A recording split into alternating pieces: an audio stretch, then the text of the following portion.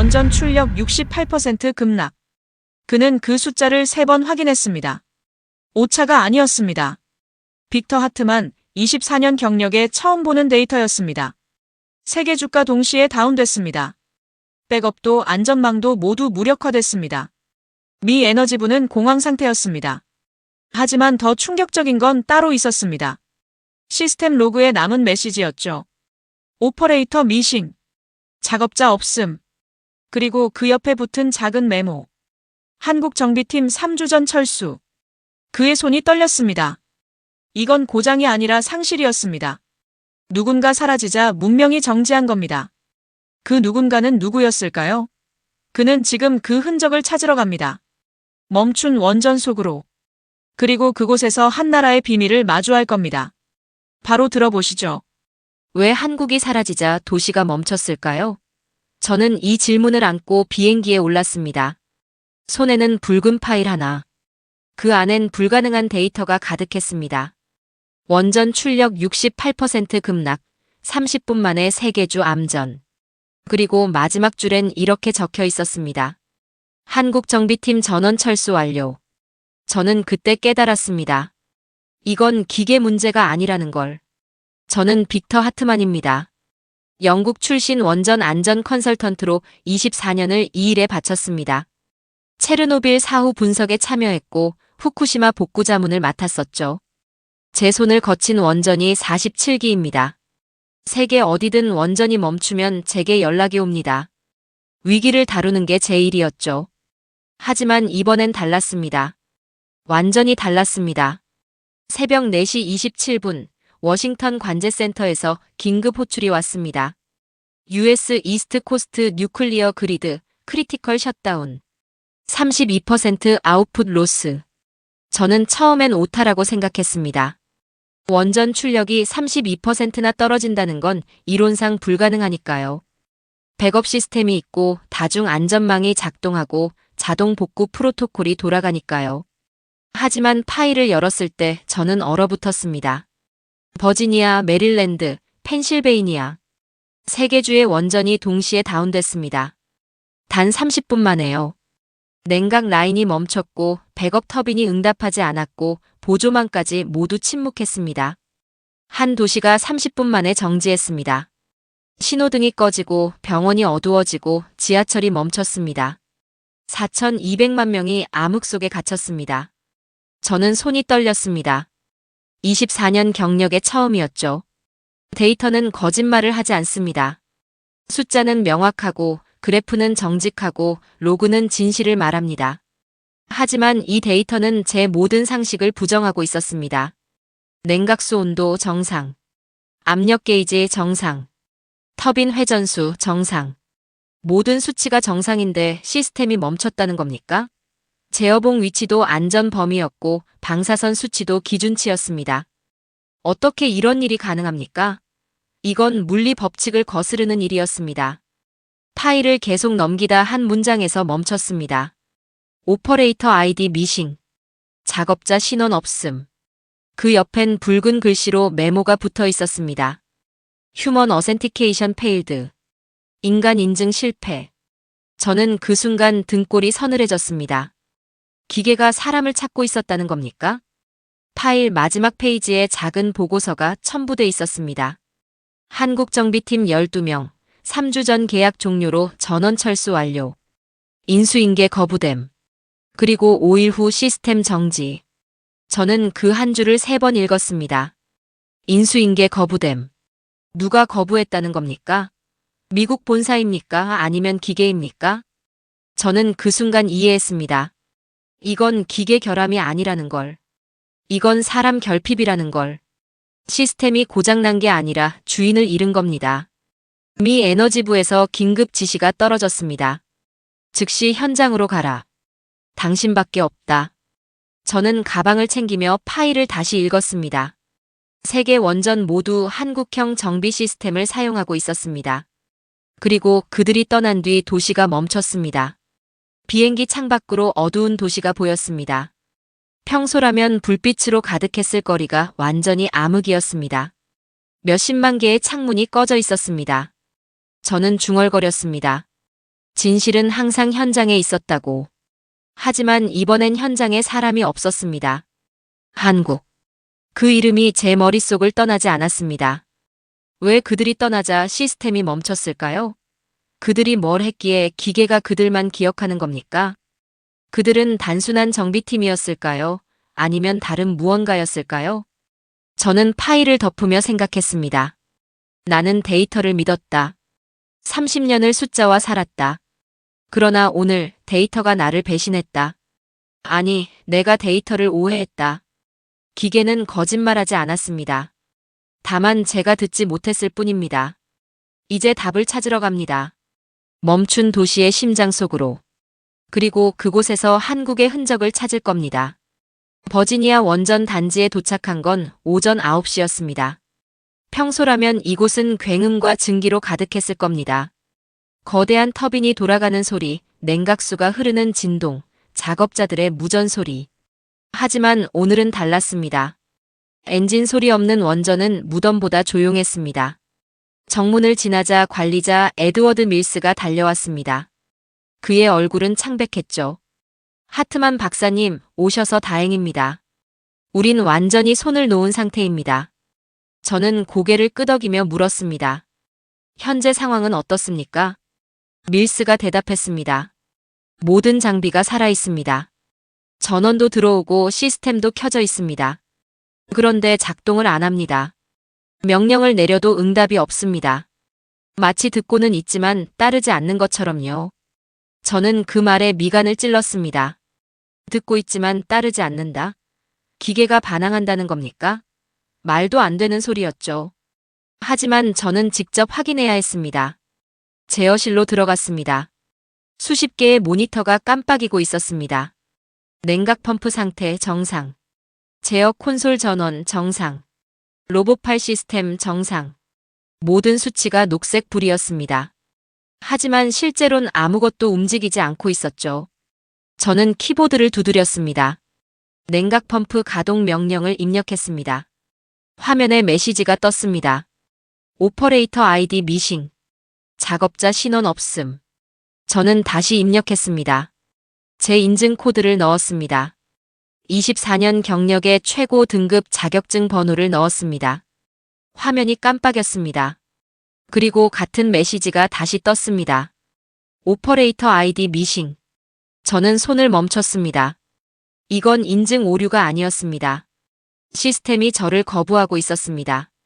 아니, 정확히는 제가 아닌 다른 누군가를 찾고 있었습니다. 냉각 라인 쪽으로 걸어갔습니다. 거대한 파이프들이 미로처럼 얽혀 있었죠. 평소라면 뜨거운 증기가 흘렀을 라인이 차갑게 식어 있었습니다. 저는 제어 패널 앞에 섰습니다. 그리고 그때 봤습니다. 패널 한쪽에 붙은 작은 메모지 하나. 노란색 포스트잇이었습니다. 거기엔 한글로 적혀 있었습니다. 점검 시 온도 0.8도 주의. 그 아래 작은 글씨로 또 하나. 압력 게이지 3.2바 이상 시 즉시 수동 조정. 저는 그 메모지를 가만히 들여다봤습니다. 0.8도, 3.2바. 이 숫자들은 매뉴얼에 없는 것들이었습니다. 공식 운영 지침엔 온도는 1도 단위로만 표기돼 있었고 압력은 5바 간격으로만 측정하게 돼 있었죠. 저는 밀스를 불렀습니다. 이 메모는 누가 남긴 겁니까? 밀스가 메모지를 보더니 한숨을 쉬었습니다. 박 박사님 팀이 남긴 겁니다. 한국 기술자들이요. 그들은 항상 저런 메모를 곳곳에 남겼습니다. 저는 물었습니다. 매뉴얼엔 없는 숫자들인데요. 밀스가 고개를 저었습니다. 우리도 처음엔 이상하게 생각했습니다. 그래서 물어봤죠. 매뉴얼에 없는 기준인데 왜 이렇게 하냐고. 그랬더니 박 박사님이 이렇게 대답하셨습니다. 매뉴얼은 평균입니다. 하지만 이 기계는 개성이 있습니다. 개성이 있다. 저는 메모지를 다시 봤습니다. 0.8도. 이건 단순한 숫자가 아니었습니다. 이건 감각이었습니다. 누군가 이 기계의 숨결을 듣고 떨림을 느끼고 체온을 재면서 남긴 기록이었습니다. 저는 천천히 물었습니다. 그들이 떠난 게 언제죠? 밀스의 목소리가 낮아졌습니다. 3주 전입니다. 계약 종료로 본사로 복귀했습니다. 우린 인수인계를 요청했지만 거절당했습니다. 왜 거절했습니까? 밀스가 씁쓸하게 웃었습니다. 미국 본사에서 필요 없다고 했답니다. 매뉴얼만 있으면 누구나 할 수 있는 일이라고요. 그래서 한국 본사가 팀을 철수시켰습니다. 그리고 5일 후에 밀스가 고개를 끄덕였습니다. 5일 후에 시스템이 멈췄습니다. 하나둘씩 응답을 멈추더니 결국 전체가 정지했습니다. 마치 잠들어버린 것처럼요. 저는 다시 메모지를 봤습니다. 점검 시 온도 0.8도 주의. 이건 명령이 아니었습니다. 이건 대화였습니다. 기계와 사람 사이의 은밀한 언어였습니다. 매뉴얼이 아니라 감각의 언어. 숫자가 아니라 교감의 기록. 저는 중얼거렸습니다. 이건 시스템 고장이 아닙니다. 이건 창조주의 부재입니다. 기계는 살아있습니다. 다만 주인이 사라졌을 뿐입니다. 밀스가 물었습니다. 그럼 어떻게 해야 합니까? 저는 메모지를 천천히 떼어냈습니다. 그리고 대답했습니다. 그들을 찾아야 합니다. 아니, 그들의 언어를 배워야 합니다. 제어실을 나오며 저는 깨달았습니다. 이건 공학의 문제가 아니라는 걸. 이건 신뢰의 문제라는 걸. 기계가 사람을 기억하고 있었습니다. 그리고 그 기억 때문에 멈춰 선 겁니다. 저는 관리실로 돌아와 밀스에게 요청했습니다. 한국팀이 떠난 날의 기록을 모두 보여주십시오. 밀스가 서류 뭉치를 꺼내 책상 위에 펼쳤습니다. 저는 그 기록들을 하나씩 넘기기 시작했습니다. 첫 페이지는 계약 종료 통보서였습니다. 발신 한국 본사. 수신 미 에너지부. 내용은 간결했습니다. 보안 프로토콜 변경에 따른 기술 이전 재협의 요청. 3주간의 인수인계 기간 제한. 그리고 미국 측 답변이 붙어 있었습니다. 불필요. 매뉴얼로 충분함. 인수인계 불필요. 저는 그 문장을 보며 한숨을 쉬었습니다. 매뉴얼로 충분하다? 누가 그렇게 판단했습니까? 저는 다음 페이지를 넘겼습니다. 박준호 박사의 최종 보고서였습니다. 한국 정비팀 리더였던 그가 마지막 날 작성한 문서였죠. 저는 천천히 읽어내려갔습니다. 본 시스템은 매뉴얼 기반 운영이 불가능합니다. 각 장비의 미세 편차를 실시간 조정해야 하며 이는 최소 3년 이상의 현장 경험이 필요합니다. 인수인계 없는 철수는 시스템 정지로 이어질 수 있습니다. 그 아래 미국 본사의 회신이 붙어 있었습니다. 우려 감사. 그러나 우리 엔지니어로 충분. 철수 진행 바람. 저는 이를 악물었습니다. 경고를 무시했다는 겁니까? 3년 경험이 필요하다는 전문가의 조언을 그냥 묵살했다는 겁니까? 밀스가 조용히 말했습니다. 박 박사님 팀은 마지막까지 설득하려 했습니다. 하지만 본사는 들으려 하지 않았습니다. 비용 문제였습니다. 한국 기술자들 인건비가 너무 높다는 거였죠. 저는 고개를 저었습니다. 인건비? 지금 4천만 명이 암흑 속에 있는데 인건비를 따졌다는 겁니까? 밀스는 아무 말도 하지 않았습니다. 그저 다음 문서를 가리켰습니다. 그건 시스템 로그였습니다. 한국 팀이 떠난 마지막 날의 기록이었죠. 저는 화면을 확대했습니다. 오후 6시 47분 마지막 로그인 기록. 사용자 박준호. 입력 명령어가 보였습니다. 시스템 잠금 활성화. 인증 필요. 작업자를 기다림. 저는 숨이 막혔습니다. 이게 무슨 뜻입니까? 밀스가 설명했습니다. 박 박사님이 마지막으로 시스템의 보안 코드를 걸었습니다. 본인들의 인증 없이는 작동하지 않도록요. 우린 그게 보복인 줄 알았습니다. 보복? 저는 로그를 다시 봤습니다. 작업자를 기다림. 이건 보복이 아니었습니다. 이건 보호였습니다.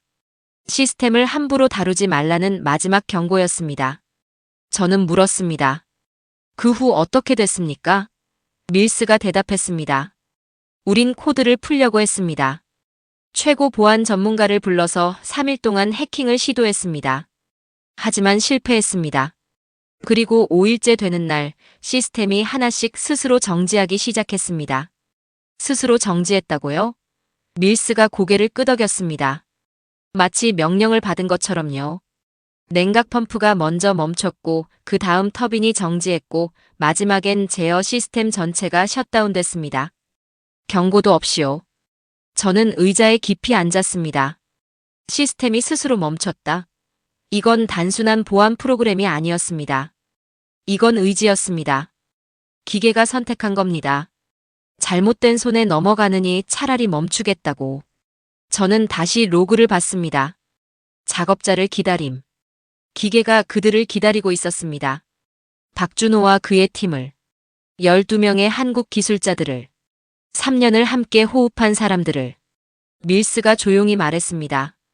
박 박사님이 떠나기 전 마지막으로 하신 말이 있습니다. 이 시스템은 도구가 아닙니다. 동반자입니다. 그걸 이해하지 못하면 언젠가 대가를 치를 겁니다. 저는 눈을 감았습니다. 동반자. 그 단어가 머릿속을 맴돌았습니다.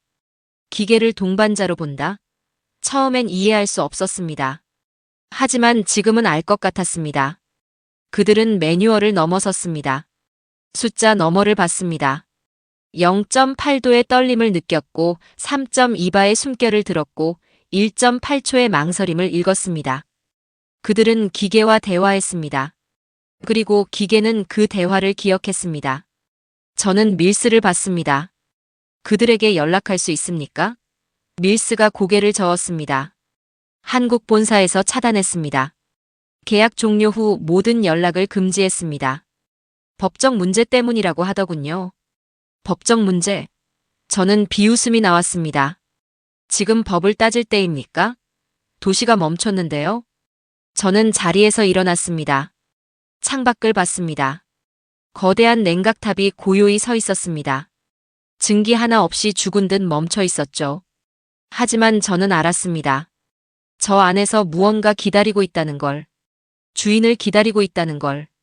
저는 중얼거렸습니다. 그들은 떠난 게 아닙니다. 시스템을 보호한 겁니다. 기계가 상처받지 않도록. 잘못된 손에 망가지지 않도록. 밀스가 물었습니다. 그럼 어떻게 하시겠습니까? 저는 돌아서며 대답했습니다. 방법을 찾겠습니다. 그들 없이 이 시스템을 깨우는 방법을요. 아니, 그들의 언어를 배우는 방법을요. 하지만 마음 한구석에서 알고 있었습니다. 이건 단순한 기술 문제가 아니라는 걸. 이건 신뢰의 문제라는 걸. 그리고 신뢰는 하루아침에 만들어지지 않는다는 걸. 워싱턴에서 긴급 지시가 떨어진 건 다음 날 새벽이었습니다. 한국 기술자 없이도 복구 가능하다는 판단이었죠. 에너지부 장관이 직접 전화를 걸어왔습니다. 하트만 박사, 최고의 팀을 보냅니다. 3일 안에 복구하십시오. 저는 대답했습니다. 3일은 불가능합니다. 이 시스템은 특수합니다. 하지만 장관은 듣지 않았습니다. 불가능은 없습니다. 우리에겐 세계 최고의 엔지니어들이 있습니다. 이틀 후 대체팀이 도착했습니다. 독일에서 15명, 일본에서 12명, 미국 전역에서 15명. 총 42명의 엔지니어가 버지니아 원전에 집결했습니다. 저는 기술 자문으로 전체 지휘를 맡았죠. 팀 미팅을 열었습니다. 독일팀 리더 클라우스가 자신있게 말했습니다. 우린 프랑스 원전 3기를 복구한 경험이 있습니다. 매뉴얼만 있으면 충분합니다. 일본팀 리더 다나카도 고개를 끄덕였습니다. 우리도 후쿠시마 이후 20기를 재가동했습니다. 문제 없습니다. 저는 그들의 자신감을 보며 불안했습니다. 하지만 말리지 않았습니다. 어쩌면 그들이 해낼 수도 있었으니까요. 어쩌면 제가 과민 반응한 것일 수도 있었으니까요. 첫날, 팀은 매뉴얼을 완벽히 복귀했습니다. 냉각 라인 점검 절차, 터빈 재가동 프로토콜, 제어 시스템 리셋 순서. 모든 단계를 정확히 따랐습니다. 클라우스가 자신있게 말했습니다. 이제 시작합니다. 그가 제어 패널에 명령을 입력했습니다. 냉각 펌프 가동. 화면이 깜빡였습니다. 우리는 모니터를 응시했습니다. 그리고 붉은 경고가 떴습니다. 어센티케이션 리퓨즈드. 인증 거부. 클라우스가 미간을 찔렀습니다. 인증 코드를 다시 입력했습니다. 같은 메시지가 떴습니다. 그는 3번, 4번 시도했습니다. 결과는 똑같았습니다. 기계가 명령을 거부했습니다. 다나카가 나섰습니다. 제가 해보겠습니다. 그는 다른 방식으로 접근했습니다. 제어봉 조정부터 시작했죠. 하지만 결과는 같았습니다. 어센티케이션 리퓨즈드. 미국 팀이 투입됐습니다. 그들은 물리적 우회를 시도했습니다. 수동 밸브를 직접 열고 배선을 재연결하고 릴레이를 교체했습니다. 모든 수치가 정상으로 돌아왔습니다. 우린 환호했습니다. 됐다고 생각했죠. 하지만 냉각 모듈이 10초 만에 자동 셧다운됐습니다. 스스로 꺼진 겁니다. 우회 시도를 감지하고 즉시 차단한 겁니다. 클라우스가 중얼거렸습니다. 이건 물리학이 아니야. 마법이야. 저는 고개를 저었습니다. 마법이 아닙니다. 노하우입니다. 우리가 잃어버린 언어죠. 둘째 날, 우린 데이터를 분석했습니다. 센서 값을 하나하나 점검했죠. 그런데 이상한 점을 발견했습니다. 냉각수 온도가 실제 온도와 달랐습니다. 센서는 섭씨 82도라고 표시했지만 직접 측정하니 섭씨 83.7도였습니다. 저는 다른 센서들도 확인했습니다. 압력 게이지, 유량계, 진동 센서. 모두 미세하게 틀린 값을 출력하고 있었습니다. 시스템이 거짓 데이터를 보내고 있었습니다. 다나카가 당황했습니다. 센서가 고장 난 겁니까? 저는 고개를 저었습니다.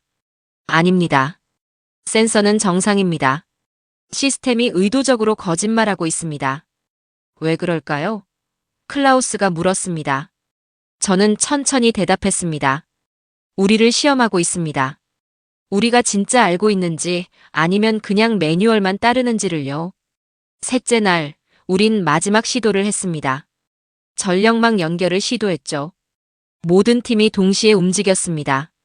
독일 팀은 터빈을, 일본 팀은 냉각 라인을, 미국 팀은 제어 시스템을 맡았습니다. 카운트다운이 시작됐습니다. 처음 10초는 완벽했습니다. 모든 수치가 상승했습니다. 출력이 올라갔고 전력망에 불이 들어오기 시작했습니다. 우린 성공했다고 생각했습니다. 그런데 갑자기 과열 경보가 울렸습니다. 냉각수 온도가 급상승했습니다. 섭씨 95도, 100도, 105도.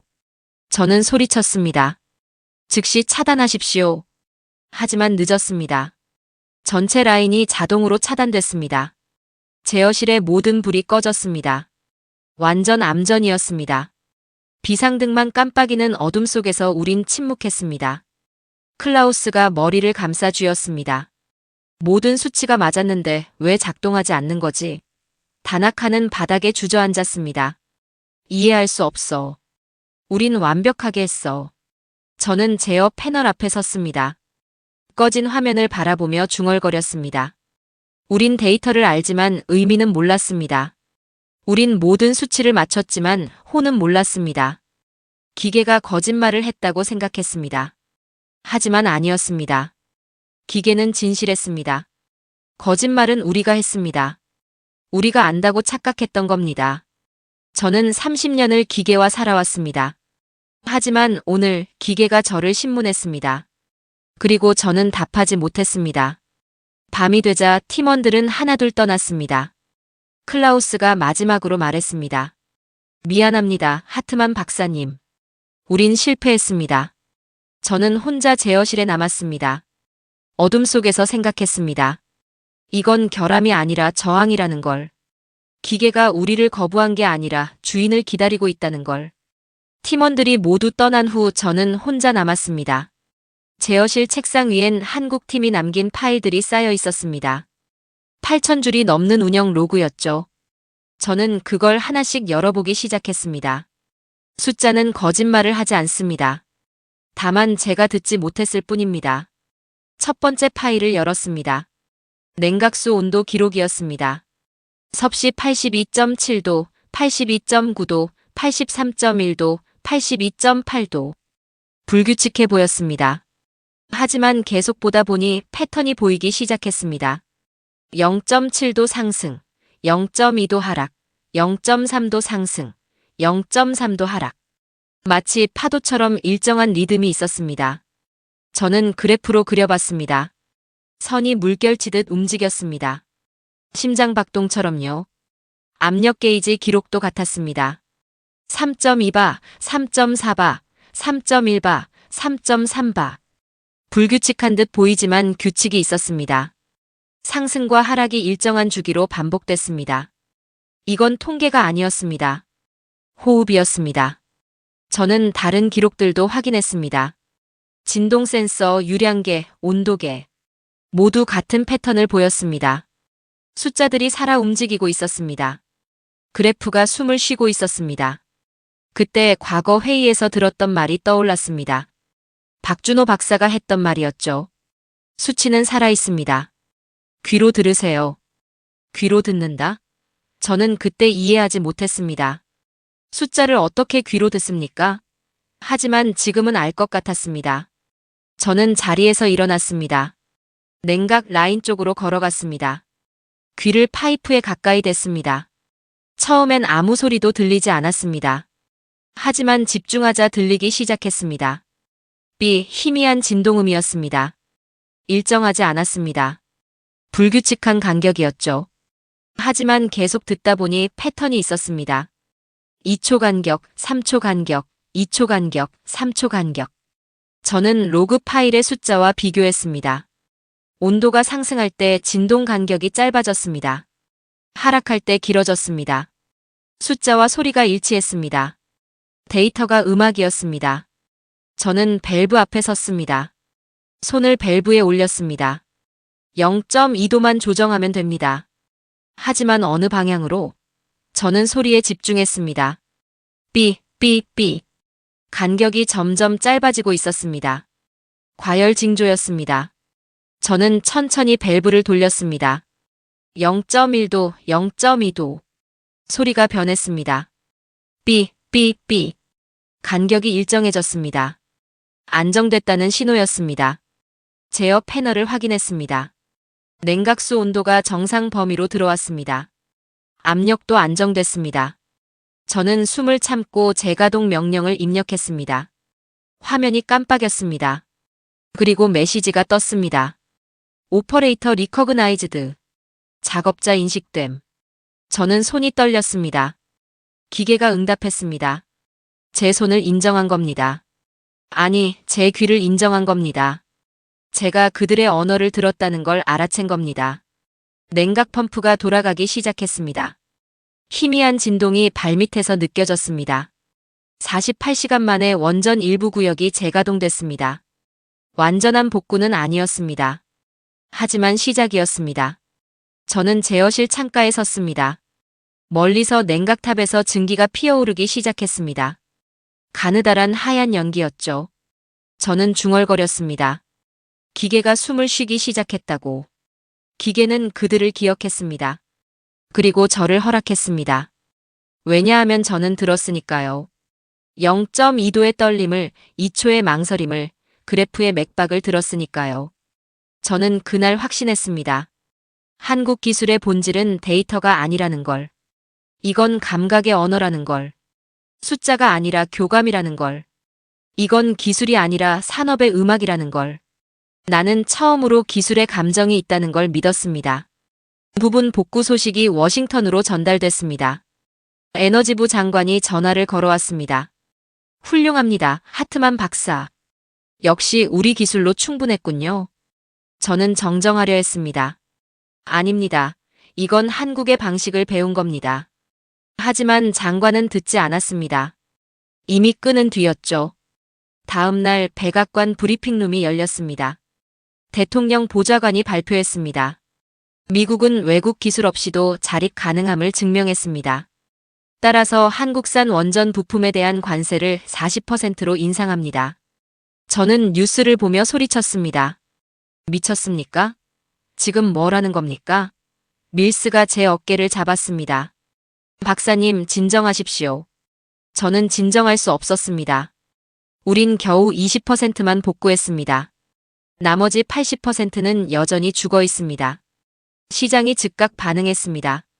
에너지 관련 주가가 급등했습니다. 투자자들은 환호했죠. 미국 기술의 승리라고. 하지만 2시간 후 주가가 폭락하기 시작했습니다.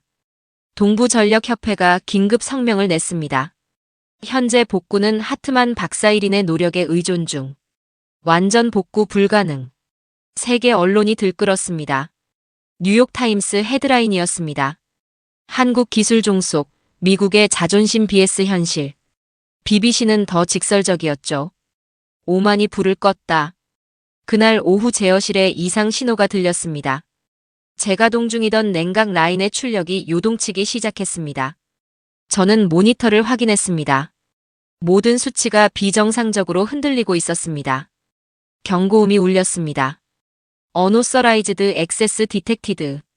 무단 접근 감지. 저는 당황했습니다. 무단 접근? 여긴 아무도 없는데요?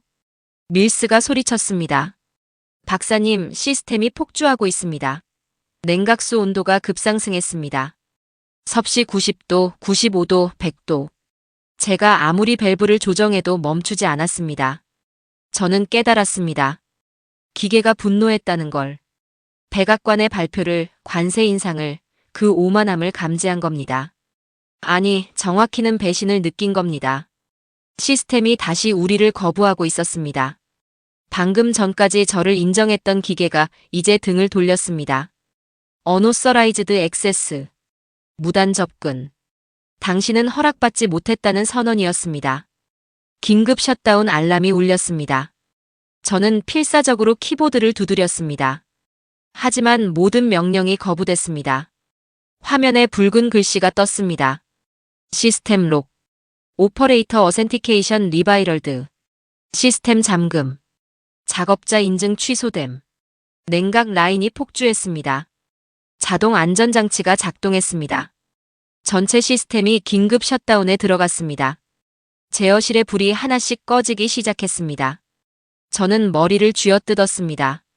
정치가 기계를 건드렸습니다. 그들의 오만이 시스템을 깨웠습니다.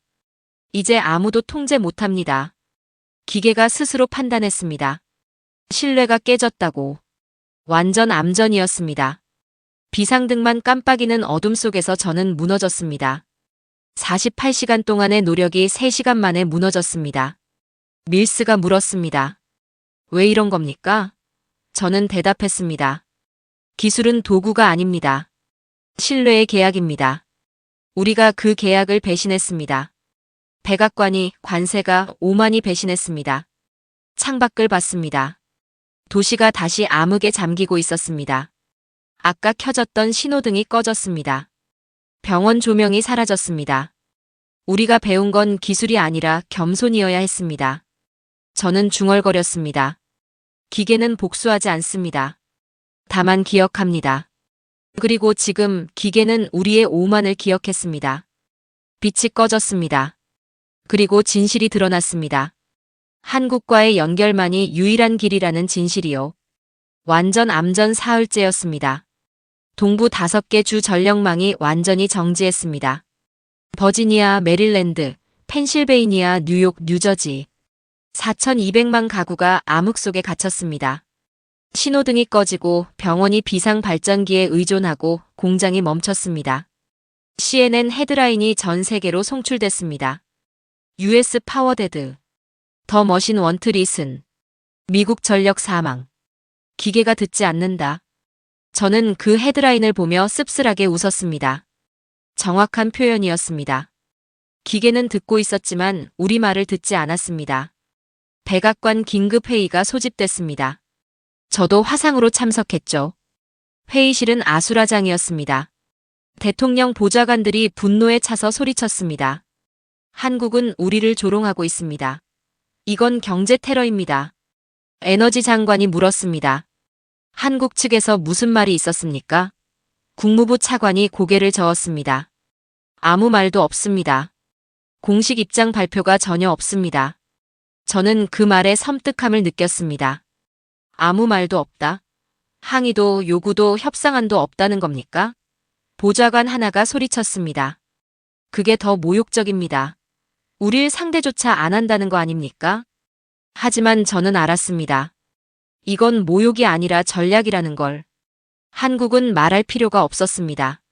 침묵이 가장 강력한 메시지였으니까요. 외신을 통해 단 한 문장만 흘러나왔습니다. 한국산업부 관계자의 비공식 발언이었죠. 기술은 실내 위에서만 작동합니다. 그게 전부였습니다. 다른 말은 없었습니다. 저는 그 한 문장을 되뇌었습니다. 기술은 실내 위에서만 작동한다. 얼마나 정확한 진단입니까? 우린 기술을 샀다고 생각했습니다. 하지만 기술은 팔리는 게 아니었습니다. 기술은 신뢰와 함께 작동하는 거였습니다. 회의는 3시간 동안 계속됐습니다. 하지만 결론은 없었습니다. 한국이 침묵하니까 우리도 할 수 있는 게 없었죠. 협상할 상대가 없었습니다. 요구할 조건도 없었습니다.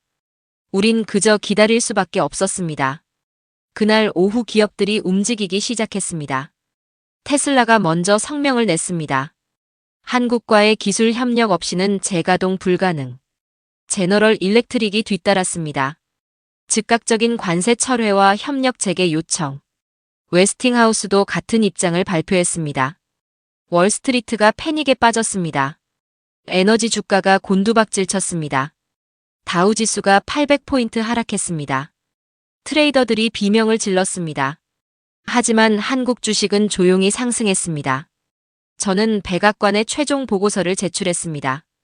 제목은 이렇게 붙였습니다. 기술적 종속이 아닌 구조적 신뢰. 30페이지짜리 보고서였죠. 하지만 핵심은 한 문장이었습니다.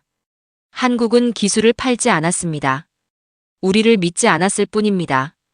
보고서를 읽던 벤스 보좌관이 물었습니다. 해결책은 뭡니까? 저는 조용히 대답했습니다. 신뢰 회복입니다. 그것뿐입니다. 관세 철회도 아니고 돈도 아니고 사과도 아닙니다. 진짜 신뢰를 되찾는 겁니다. 벤스가 반문했습니다. 그게 가능합니까?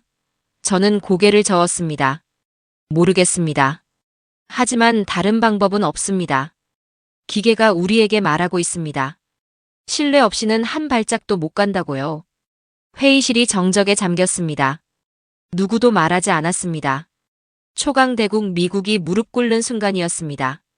그것도 총이나 폭탄이 아니라 침묵에 무릎 꿇는 겁니다. 저는 워싱턴을 떠나며 생각했습니다. 한국은 여전히 아무 말이 없습니다. 성명도 요구도 협박도 없습니다. 그 침묵 속에서 미국 기업들이 하나둘 한국 복귀 요청서를 제출하기 시작했습니다. 시장이 먼저 항복했습니다. 정치보다 빨랐죠. 기업들은 알고 있었습니다. 한국 없이는 불가능하다는 걸. 자존심보다 생존이 먼저라는 걸. CNN 앵커가 말했습니다. 한국은 아무 말도 하지 않았습니다. 대신 시장이 대답했습니다. 저는 그 말을 들으며 고개를 끄덕였습니다. 정확했습니다. 세상은 소리를 잃었지만 그 침묵이 가장 큰 소리였습니다. 백악관의 회의실엔 말이 넘쳤고 한국은 단 한마디도 하지 않았습니다. 결국 침묵이 승리했습니다. 저는 처음으로 기술이 인간보다 도덕적일 수 있다는 걸 봤습니다. 기계는 배신을 기억했고 오만을 거부했고 신뢰를 요구했습니다. 그리고 한국은 그걸 지켜봤습니다. 아무 말 없이요. 밤이 됐습니다. 워싱턴 DC의 국회의사당도 어두웠습니다. 평소라면 조명으로 빛나던 건물이 그림자였습니다. 하지만 저 멀리 하늘에서 불빛 하나가 보였습니다. 한국발 비행기였습니다.